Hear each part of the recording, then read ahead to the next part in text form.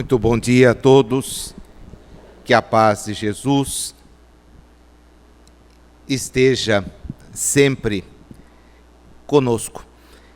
Nós retomamos o nosso estudo e hoje pretendemos vencer o item terceiro da introdução. Aqueles que têm o Livro dos Espíritos podem nos acompanhar nas citações mais importantes. É evidente que todo o trecho é rico e todo o trecho nos permite aprofundar as nossas reflexões. Todavia, há uma limitação temporal e nós temos que obedecê-la, respeitá-la.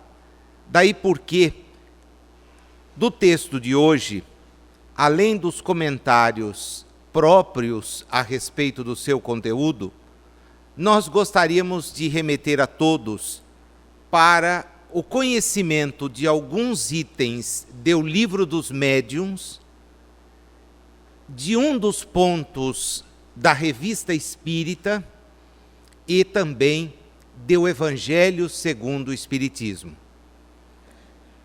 de forma a que neste nosso estudo, nós tenhamos condições de perceber a solidez, a estratégia adotada pelo professor Rivaio para fazer com que aquele conhecimento que os Espíritos lhe transmitiram pudesse ser compreendido e analisado sob as mais diversas frentes. Nós já estudamos a questão introdutória, palavras novas exigem termos novos, daí porque espiritismo é termo surgido no século XIX e não antes. Já estudamos a questão da dificuldade de encontrar para as coisas uma única palavra que as explique. E ele, então, nos levou ao estudo envolvendo o conceito de alma. E a partir de agora, ele nos vai, então, conduzir para o que se chama, dentro da ótica espírita, a ciência espírita, que não é a ciência da forma como alguns a entendem. A ciência espírita parte do fato e da observação dos fatos. Aí está o papel científico de observar, de detalhar, de descrever e dos fatos tentar chegar ao conhecimento de leis, outrora vistas como sobrenaturais, é que nós vamos ter, então, os passos bem claros. Kardec abre a sua fala em mais este tópico, dizendo que muitas pessoas se contrapõem, se colocam contra a doutrina espírita. Nós vamos ver um pouquinho mais à frente que Kardec tem mais preocupação com os que aderem sem conhecer, sem estudar, do que com aqueles que não aceitam a doutrina espírita. Curiosamente isto, ele tem muito medo daqueles que em tudo acreditam e que são, por isto mesmo, na medida em que não estudam, não conhecem, uma massa de manobra muito grande do ponto de vista dos espíritos. Então ele quer que os espíritas estudemos, saibamos o que ou com o que estamos lidando. Mas, neste instante, ele está preocupado em falar alguma coisa àqueles que criticam a doutrina espírita. Evidente que a melhor obra para que nós pudéssemos estudar tal questão seria o que é o Espiritismo. Uma obra singular, em que Kardec tem a chance de, através de diálogos mantidos com o padre, com aquele que é cético, ele vai descrevendo e a partir dos argumentos que as pessoas oferecem, ele então vai mostrando a riqueza do ensinamento espírita, que chega para a humanidade no momento em que a humanidade pode compreender aquilo que está à sua volta. Foi necessário todo um movimento evolutivo que nós tivemos com o iluminismo, que permitiu ao homem refletir não mais sob o amparo da tutela religiosa, mas questionando verdades havidas como dogmas e, portanto, inquestionáveis. Foi a partir daí, então, que a doutrina pôde surgir, no momento em que livre pensar é uma característica dos nossos tempos. E aí, então, fica claro. Kardec vai, então, de encontro a esses que se opõem. Se vocês forem lá no primeiro parágrafo do item 3º, vão encontrar um trecho mais ou menos assim. Vamos tentar responder a algumas das objeções dos contraditores, sem alimentar, examinando o valor dos motivos em que se apoiam, sem alimentarmos, presta bem atenção nisso, a pretensão de convencer a todos, pois muitos há que creem ter sido a luz feita exclusivamente para eles. A lucidez é impressionante, porque existem criaturas nos nossos dias que também continuam a demonstrar a mesma visão. O que elas acreditam, aquilo que elas observam, aquilo que elas examinam, entendem elas que é a mais absoluta verdade. E ninguém pode contrapor-lhes um raciocínio. Ninguém pode contrapor-lhes uma opinião. Os espíritas precisamos tomar muito cuidado para que não sejamos da mesma forma intolerantes com as coisas que aparecem. Devemos aceitá-las, acompanhá-las, observá-las. E na medida em que elas possam, porque têm o direito de se expressar, nos acrescer algo, perfeitamente vamos acrescê-lo. Todavia, não é porque são uma novidade que devem ser aceitas, apenas e tão somente por se revestirem desta característica. Kardec então diz: vou falar para aqueles que têm boa fé. Uma expressão tão simples e tão profunda. A boa-fé, do ponto de vista jurídico, é algo que sempre, permanentemente, é lembrada como a razão primeira de alguém, por exemplo, se vincular a outra pessoa. Eu faço de boa-fé. Faço porque acredito que aquilo que eu estou enunciando, aquilo que eu estou proclamando, vou cumprir. É uma boa-fé, não faço para enganar a quem quer que seja.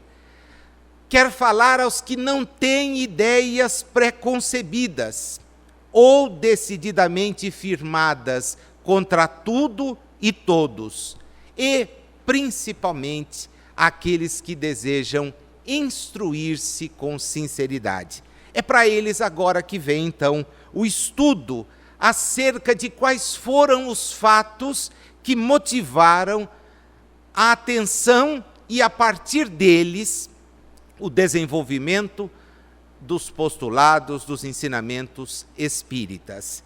E ele vai ficar ou centrar a sua atenção ao movimento dos objetos, porque foi assim que as coisas aconteceram. Foi desta forma que a atenção de todos esteve presente.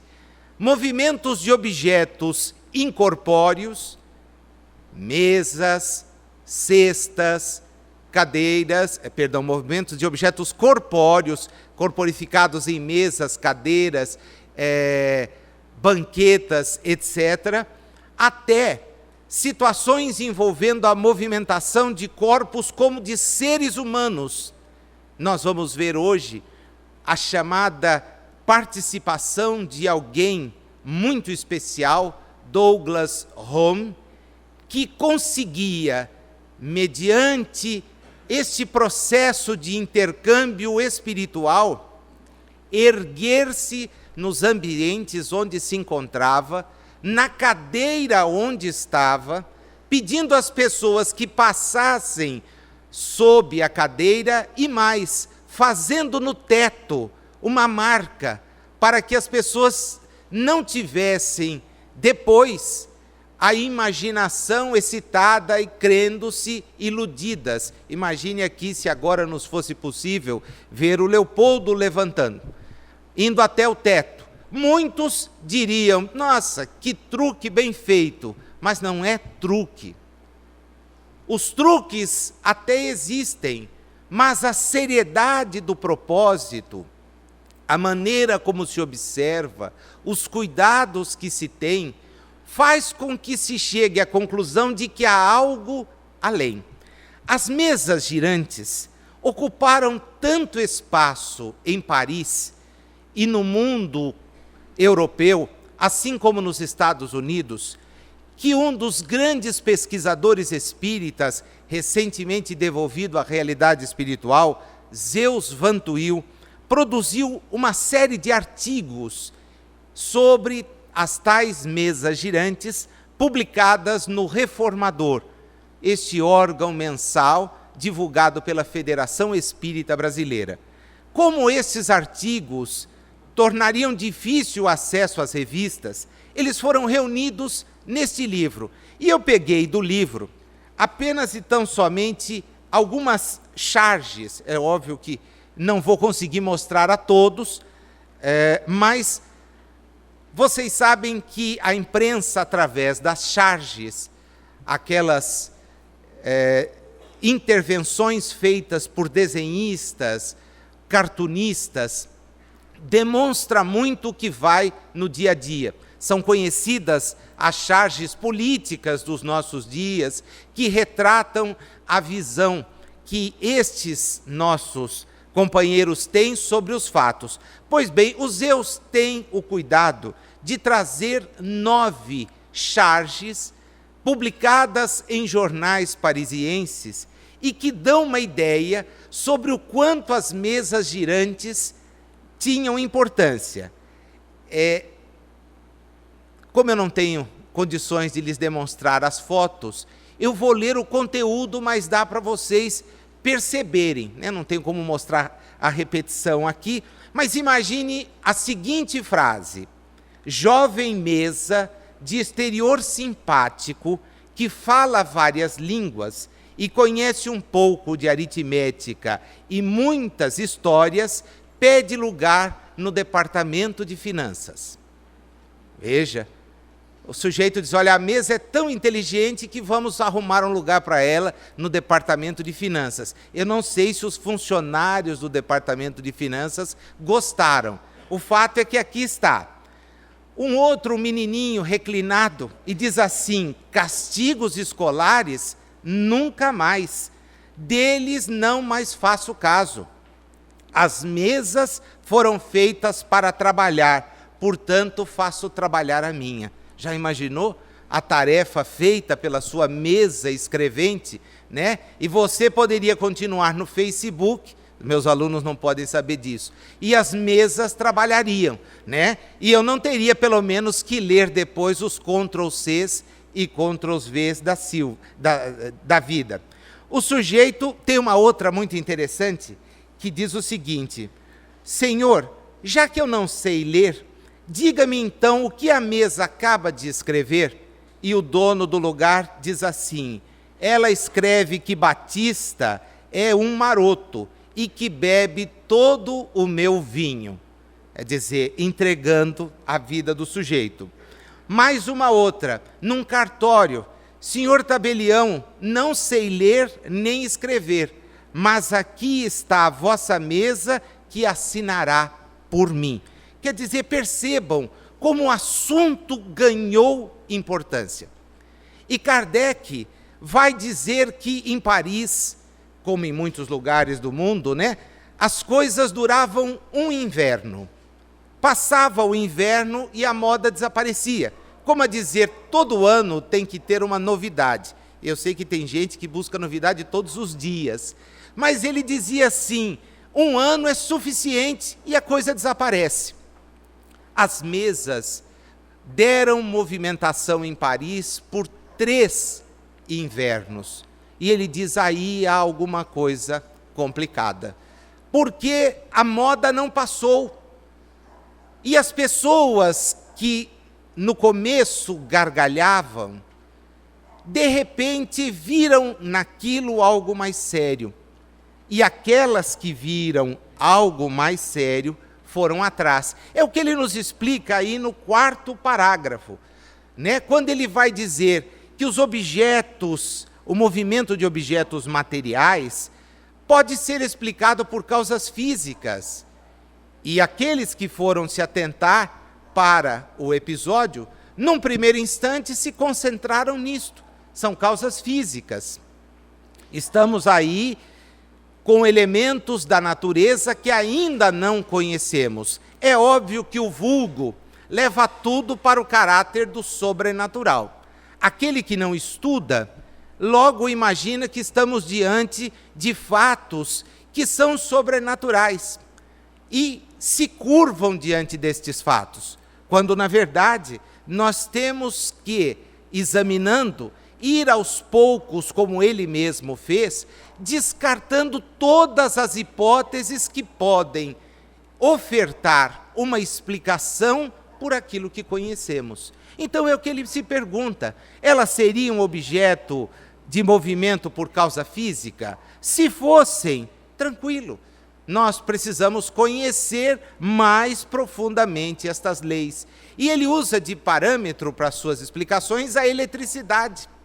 A eletricidade começava a dar ao homem do século XIX conhecimentos e informações que fariam com que ela mais tarde fosse potencializada. Mas o homem sério não para aí. Ele também vai perguntar, será que não é fruto do movimento circular? Não é fruto de algo que nós constatamos, por exemplo, na maneira como os planetas giram sobre si mesmos, circularmente? Não é a mesma forma que acontece com outros objetos? Será que não é isto? A partir de um impulso, as mesas giram. E ele chegou à conclusão de que não poderia ser assim, porque as mesas não só giravam, como corriam. Você imagina você numa sessão, ali, todo mundo batendo papo, e uma mesinha sair correndo. Eu sei que muita gente ficaria para observar, né, o filme depois, porque a grande maioria sairia da sala correndo. A prova disso é que o sujeito convive 10, 20, 30 anos com alguém e a pessoa desencarna. E a primeira vez que a pessoa aparece depois de desencarnada, o sujeito diz que a casa ficou assombrada. Mas ele não morava aqui até os últimos 10 anos? Morou. Ele não era habituado a estar aqui? Era. E por que agora? Não, agora ele virou defunto. E se virou defunto, não quero mais saber, né? Tem muito pai e mãe esquecidos, porque os filhos que os queriam bem, se bem que a gente sabe que não é um bem assim tão bem, mas bastou serem sepultados, esquece. A pessoa esquece, não quer nem saber mais. Calcula um objeto correndo no ambiente em que você está. Se nós recebemos pessoas, às vezes, na entrevista, que dizem, olha, estalam as coisas lá em casa. Será que os espíritos querem falar comigo? Não. Mas eu sinto arrepio. Todo mundo sente. Eu tenho também, de vez em quando, vejo uns barulhos, principalmente quando você está sozinho. Como é que você sabe? Algum espírito revelou? Não, é que quando a gente está sozinho, presta atenção nas coisas, né? Tem aqueles que, para não prestarem atenção, erguem o som de tudo. Então você percebe que está ele na casa e mais uma dúzia. Na verdade, é o rádio que ele deixa ligado no ambiente, a TV no outro, o ventilador em outro. Ele diz que fica tranquilo, mas se a luz apagar, será um sofrimento danado. E aí talvez ele comece a perceber as coisas. Olha, estala, toda a madeira automaticamente estala. Mas por que é só quando eu estou sozinho? É porque você presta atenção. Porque quando a coisa tem que movimentar mesmo, é assim. É mesa que roda, cadeira que eventualmente fica de pé, armário que abre e joga todos os pratos e copos no chão, talheres que voam. Já aconteceu isso com você? Não, Nazil. Então fica tranquilo, né? Não é espírito tentando perturbar o ambiente, porque para comunicar não precisa tanto. Basta sutilmente, através do pensamento, trazer as suas impressões. Ah, mas será que eu não estou ficando assim um pouco fora do prumo? Se eu digo que ouço e ninguém mais ouve, olha, tenta ver se fala com todo mundo, será um fenômeno de voz direta. E nós teremos aí a comprovação, não será uma alucinação. É importante ir separando as coisas, excluindo o que são fatos notadamente físicos, que podem acontecer e acontecem no mundo desde sempre, daqueles que são fatos espíritas e que também acontecem no mundo, desde que no mundo se encontrou o primeiro espírito em reencarnação. Lá no livro dos médiuns, Kardec tem a chance de estudar. Então anote aí, você que trouxe o caderninho para a tarde, né? Já que hoje futebol a gente não comenta, paramos de falar desse assunto, dá uma olhadinha dos itens 60 ao 64. Livro dos Médiuns, do item 60 ao 64. O capítulo nos fala sobre as manifestações físicas, as mesas girantes. E Kardec, então, tem a chance de estudar detalhadamente como isto era observado e de que maneira a doutrina espírita passou a prestar atenção. Diz ele no 60, durante algum tempo, esse fenômeno entreteve a curiosidade dos salões. Depois, aborreceram-se dele e passaram a cultivar outras distrações, porquanto apenas o consideravam como simples distração. Duas causas contribuíram para que pusessem de parte as mesas girantes. A primeira delas, a frivolidade, e a segunda é que as pessoas não souberam avaliar a extensão do fenômeno. Nós dissemos aqui no nosso primeiro encontro sobre o Livro dos Espíritos que também ele relutou muito em comparecer.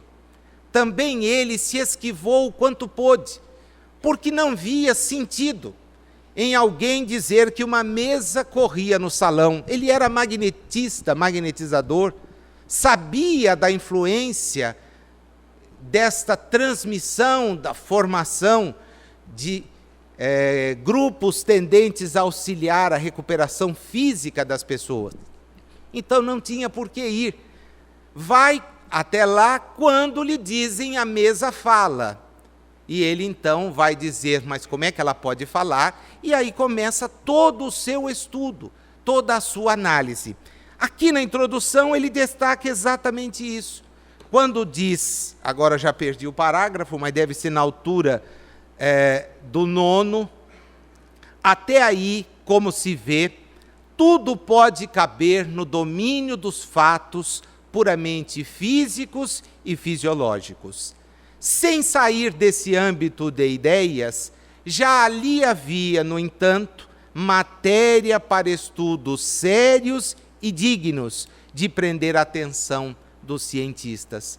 Mas os cientistas não quiseram prestar atenção. Alguns poucos, e depois da ida de Kardec, a volta de Kardec à realidade espiritual, é que se interessaram profundamente.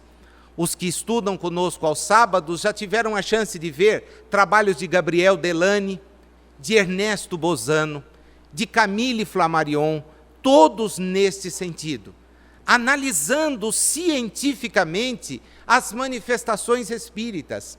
Muitos se empolgaram quando leram Hipnotismo e Mediunidade, escrito por César e Lombroso, que nos dá a exata dimensão de quando alguém, usando os conhecimentos científicos que tem, se debruça a analisar uma situação, analisar um fato. Foi o que ele fez. A partir do instante em que estes fatos passaram a despertar a sua atenção, foi estudá-los, foi observá-los. Diz-nos ele assim: por que que isso não aconteceu com outros? É penoso dizê-lo, mas isso deriva de causas que provam, entre 1000 fatos semelhantes, a leviandade do espírito humano. Espírito leviano, ainda imaturo, que é capaz de olhar a Deus e, sem compreendê-lo, reduzi-lo à sua forma de expressar-se. Que ainda acha, com a ignorância que possui e sem o desejo de instruir-se, que as suas ações não têm consequência, que ainda pensa que Deus tem privilegiados, que Deus ama a uns mais do que outros, e que tem na terra um mundico, numa estrela de grandeza mínima, o centro de todo o universo. Isto é típico da ignorância, é típico da ausência de conhecimento, é típico exatamente dessa leviandade. A leviandade que a doutrina espírita vem aos poucos esclarecer, vem aos poucos conter, mostrando-nos que somos responsáveis pelos nossos atos, pelas nossas palavras e, mais do que nunca, pelos nossos pensamentos. De maneira que, para a realidade espiritual, se nos contermos no agir, se já conseguimos, como nos ensinou Richard na semana passada, evocando a figura de Chico Xavier, cerrar a boca para não agredir quando as nossas ideias parecem fervilhar e queremos passar a outrem o que pensamos, os nossos pensamentos precisam e devem ser ajustados. Pois os espíritos que se manifestam através do pensamento têm condições de nos identificar o que vai no íntimo. Daí porque é célebre que saibamos, e que repitamos de uma maneira correta, não invertida, aquele ditado que nos fala na língua portuguesa: dize-me com quem andas e direi quem és. Quando na realidade espiritual as coisas são assim: dize-me quem és, e eu direi os espíritos que te acompanham. Dize-me o que pensas, e eu direi as entidades que te dão suporte. Dize-me o bem que desejas ao outro, e nós saberemos que os bons espíritos estão do teu lado. Todavia, se desejarmos o mal, se quisermos o prejuízo, se desejarmos a ruína de quem quer que seja, estaremos em péssima companhia.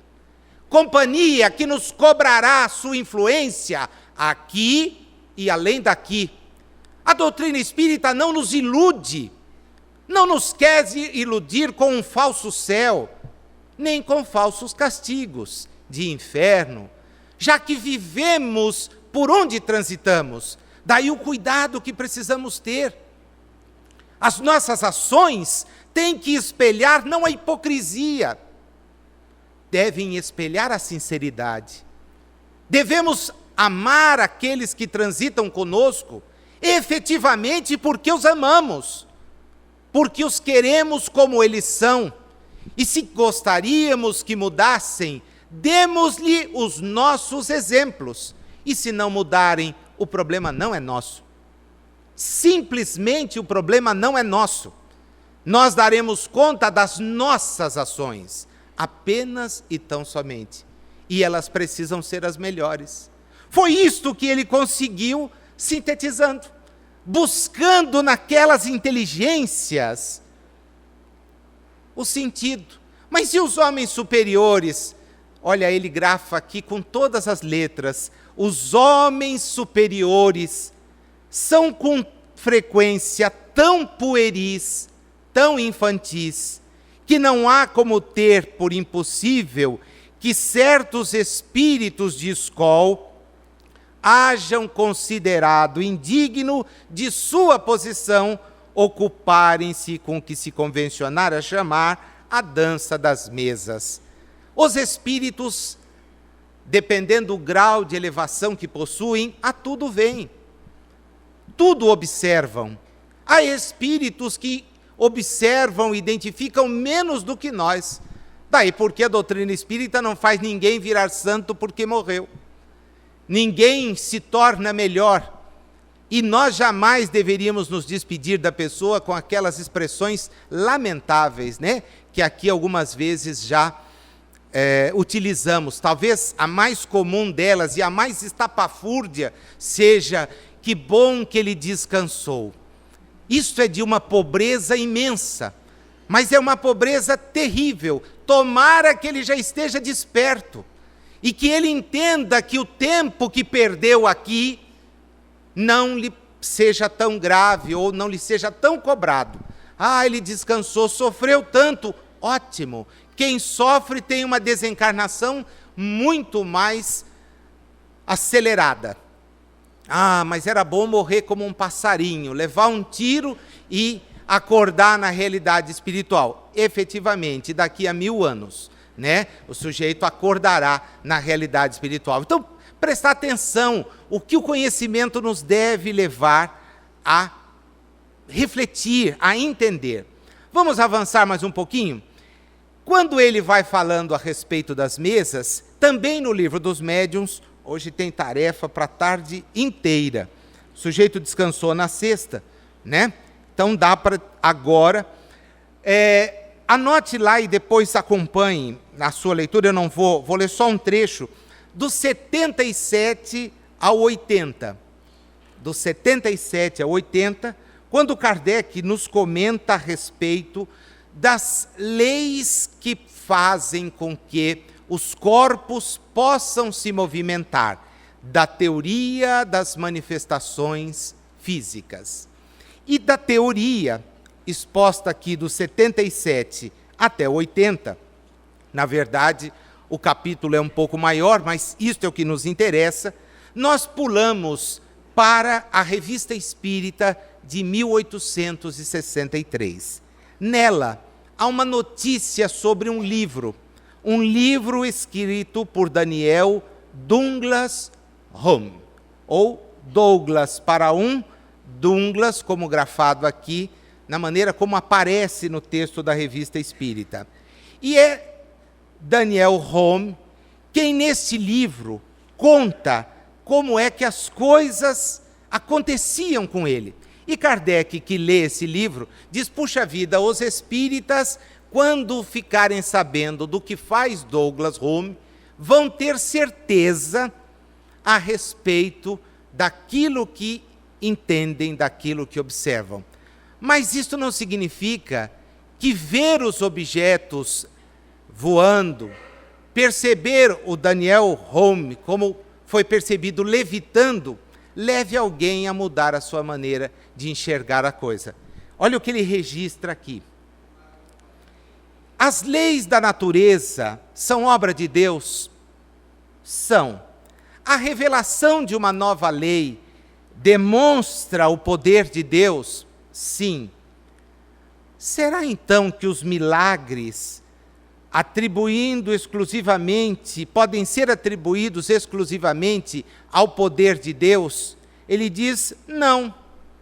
A Igreja nos ensina, abre aspas, falsos profetas, suscitados pelo demônio, podem fazer milagres e prodígios para seduzir até os eleitos. Ora, se o demônio pode fazer milagres, pode derrogar as leis de Deus, isto é, desfazer o que Deus fez. Mas a Igreja não diz em parte alguma que o demônio possa fazer leis para reger o universo. Bom, se os milagres podem ser feitos por Deus e pelo demônio, se as leis são obras de Deus, o Espiritismo, provando que certos fatos, olhados como exceção, são aplicações da natureza e, portanto, o Espiritismo não é obra do demônio. Mas não é o que a gente ouve por aí, né? Tem muita gente nos dizendo seguidores do demônio. De daimon, eu não tenho a menor dúvida, espíritos.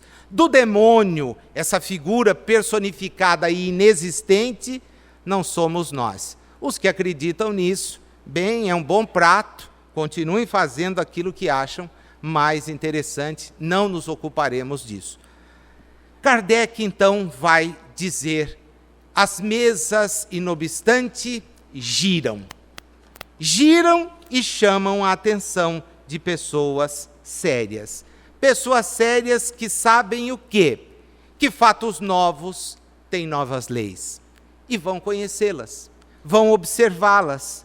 Este estudo, que não é superficial, vai desembocar então aqui. Está vendo como eu digo que uma coisa interliga com a outra? No dever. E dever é evangelho. Todos conhecem a página do dever. É verdade que é uma daquelas que a gente pula, porque nós somos campeões em invocar direitos. Deveres não estão para nós. Em compensação, direitos, somos fantásticos. A gente é capaz de dar uma lista imensa. E o espírito Lázaro subscreve no capítulo do Evangelho intitulado Sede Perfeitos, tá? Anotou aí? É o capítulo de número 17, uma mensagem com a qual acho que a gente consegue entender o contexto das observações de Kardec. O dever para com a verdade, o dever para com o reconhecimento de que as manifestações das mesas que levaram aos fatos posteriores o aparecimento de objetos, o deslocamento de objetos, a levitação, como de Douglas Home, e outros tantos fenômenos, mas que não fazem ninguém acreditar em espiritismo. Daí porque não é necessário mais a presença disso. Se a gente tivesse aqui uma demonstração de que a mesa sobe, será que eu não acreditaria? Eu volto a insistir, metade não ficaria no salão. A outra metade já tinha saído antes de começar, tá? E se aparecesse aqui, quem vocês gostariam que aparecesse? Jesus. Será que se Jesus me aparecesse? Pois bem, se a sua mãe te aparece e você treme de medo e vem perguntar se ela não está te perseguindo, justo a sua mãe? Jesus, mas quem é o Jesus que você conhece? Eu já fui procurar na iconografia para ver que Jesus eu devo pensar, porque de vez em quando eu encontro alguém que diz assim, pense em Jesus. Bom, eu tenho que pensar numa imagem, né? Mas qual? O loiro de olhos azuis, cabelos castanhos, 1,90 m. Não, esse é o artista do filme, Jesus, apaga esse. Ele era do povo hebreu. Morava numa região em que o deserto é forte. Como é que eu penso nele? Que figura eu evoco? Ora, as imagens são passageiras. Devo evocar o exemplo de Jesus. E o exemplo de Jesus é para nós complicado, porque nós queremos estar ao lado dele, ignorando certas advertências. Por exemplo, cada um carregue a sua própria cruz e siga-me. Nós queremos que ele carregue a nossa. Senhor, leva a minha também, né? Não vai ter problema. Se o Senhor me der uma aliviada, eu prometo que eu vou ser melhor. Não, o bom é ser melhor com as cruzes. Porque aí você demonstra maturidade, demonstra cumprimento do dever. O Lázaro nos fala sobre o dever e nos diz uma coisa fantástica. Aquelas que a gente ouve, mas é melhor deixar para o vizinho. Deus criou todos os homens iguais para a dor. Pequenos ou grandes, ignorantes ou instruídos, sofrem todos pelas mesmas causas, a fim de que cada um julgue em sã consciência o mal que pode fazer. Está entendido isso? Deus criou todos os homens iguais para o quê? Não ouvi? A dor. Todos. Aí não tem distinção. Mas ele continua, né? Onde está a distinção? Vocês se lembram do trecho? Eu já estou querendo demais, né? Além do sujeito ter que trazer o livro dos Espíritos, agora ele vai ter que trazer o Evangelho na cabeça, né? Para repetir, parecendo, como dizia o Dr. Hernani, espiritante, né? O espiritólico é aquele que só gosta de... O espiritante decora os itens do livro dos Espíritos, os itens do Evangelho, os itens do livro dos Médiuns e repete, é o espiritante, né? Eu disse ao Dr. Hernani que eu sou espiritoa, né? Espírita à toa, porque aprendendo as coisas, conhecendo ainda, reluto tanto em praticá-las. Isto é espírito à toa, né? Porque é um sujeito que está às vezes desperdiçando. Mas diz-nos a mensagem na sequência: se todos são iguais pela dor, eu não quero perder a riqueza dela. Segura só. Com relação ao bem, infinitamente vário nas suas expressões, não é o mesmo critério. A igualdade em face da dor é uma sublime providência de Deus, que quer que todos os seus filhos, instruídos pela experiência comum, não pratiquem o mal, alegando a ignorância de seus efeitos. Dá para compreender isso? Por que é que nós somos iguais pela dor e por que é que não somos iguais em relação ao bem? Porque a dor é fruto do mal que praticamos. Mas eu sou uma pessoa boa. Olha, sem problema, né? Dizia minha avó que pretensão e água benta cada um usa quanto quer. É muito difícil proclamar-se bom, porque não somos bons. Se fôssemos, não estávamos reencarnados na Terra. Espíritos bons não precisam passar pela trajetória de uma encarnação terrena, a não ser para fazer o bem, para testemunhar que, apesar das adversidades e sérias, são capazes de avançar. Não é qualquer probleminha, qualquer coisa que faz com que o sujeito sente. São problemas crônicos, graves, que fazem com que essa criatura tenha que fazer um esforço descomunal para enfrentá-los, para sorrir e continuar a avançar. Na página do dever, está claramente demonstrado que a prática do bem é o dever imposto a cada um de nós. E o Espírito vai mais longe, quando nos recomenda que esta prática significa adotar duas coisas assim muito complicadas. O homem que cumpre o seu dever ama a Deus mais do que as criaturas. Ah, Nazil, isto eu faço. Ótimo. Então vamos à segunda parte. E ama as criaturas mais do que a si mesmo. Agora é que é complicado. Porque nós nos amamos mais do que a qualquer outra coisa. Ou mais do que qualquer outra criatura.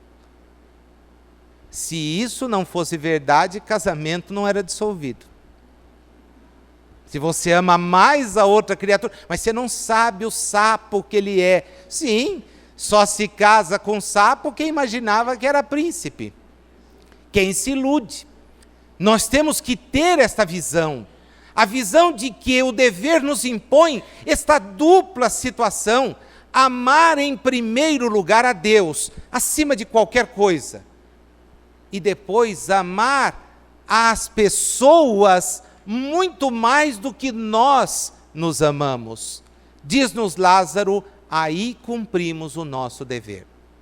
Resultado, digo eu, estamos longe do cumprimento do dever, porque pensamos primeiramente em nós mesmos, nos nossos interesses pessoais, e quando damos uma esticadinha, esticamos aqueles que estão mais próximos de nós, em coisas simples, hein? Eu não vou fazer aqui nenhuma conjuntura filosófica, nada disso, coisas simples.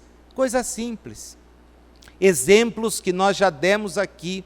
O sujeito busca o melhor lugar para ele, para estacionar aqui, o melhor lugar, para sentar-se, o melhor lugar, para tomar o passe, o primeiro lugar, ou antes dos outros que chegaram primeiro.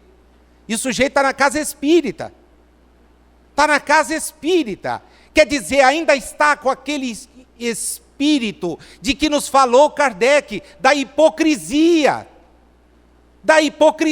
quer aparentar o que não é, e se revela o que não é, pelas atitudes que toma, e se revela na realidade espiritual o que não é, pelos pensamentos que nutre. A doutrina espírita, meus amigos, vem nos acordar para isso. A hipocrisia nos faz acreditar que uma bênção pode nos livrar dos males. Mas os males não são externos, os males nós os provocamos e por isso os colhemos. Os males externos não escolhem a quem atingir, porque Deus está interessado no progresso das criaturas, não tem filhos eleitos, não tem pessoas à parte, nunca os teve. É a nossa ignorância acerca dos ensinamentos da vida que nos faz pensar assim. E acreditar, por exemplo, que Jesus, o Filho unigênito de Deus, quando não o é, foi sacrificado pelos nossos pecados. Olha que bobagem que a teologia planta na cabeça das pessoas, que não se sustenta. E quando Jesus, numa demonstração clara do que os fenômenos espíritas, aqueles que Kardec observou e que o fez trabalhar para a construção da doutrina, quando Jesus aparece entre aqueles que o haviam visto ser sepultado, e lhes diz: sou eu, não temais, estou de volta.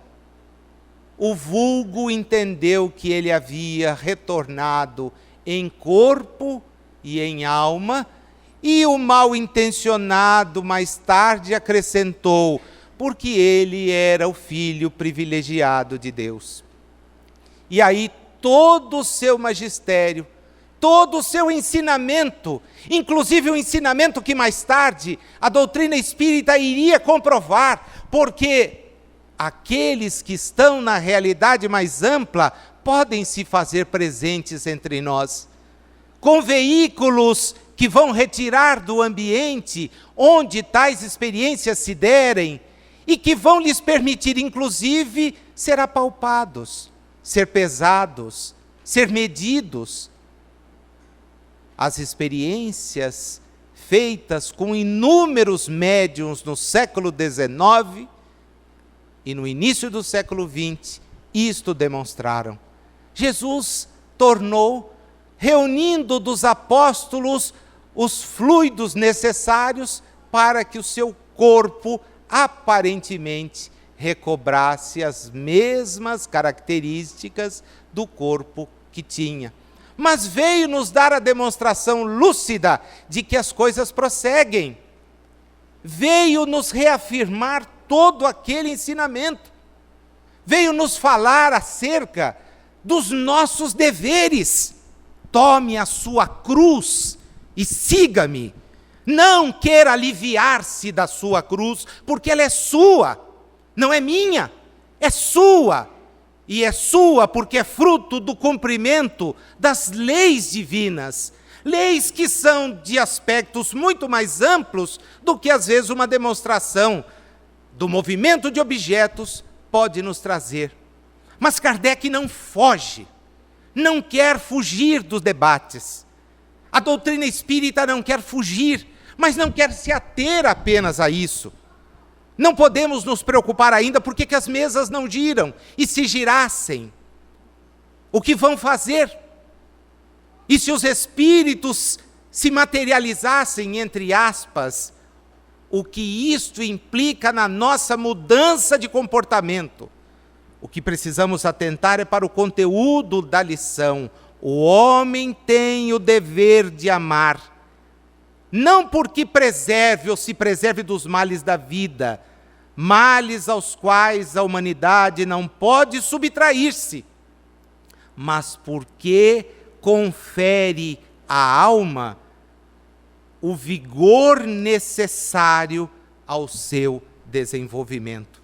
Está aí a logicidade da doutrina espírita. A coerência de um ensinamento que não vem iludir o homem, vem dizer-lhe do seu grau de responsabilidade. O mal que praticamos, e ele é imenso, somos pessoas que operam no mal permanentemente. Basta lembrar da advertência do Espírito.